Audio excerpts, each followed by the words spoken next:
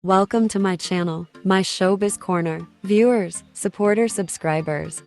Alam natin na palaging sold out ang mga shows o concerts ng SB19, lokal man o international.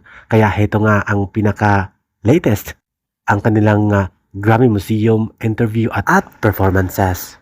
In less than 1 minute, na sold out ang original tickets at naglabas ulit ng additional 200 tickets at ang bilis din, sold out agad ang mga tickets. At ito ang pinakamalupit.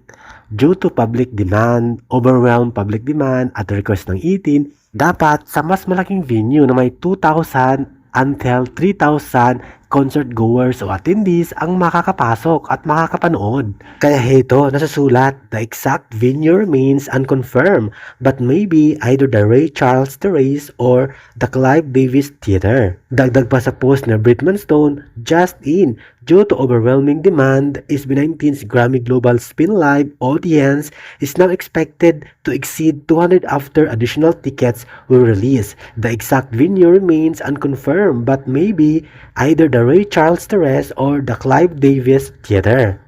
Dahil sold out king ang ating mahalima, sobrang daming nag-request na dapat sa malaking venue o sobrang demand talaga ang ating boys sa buong Amerika.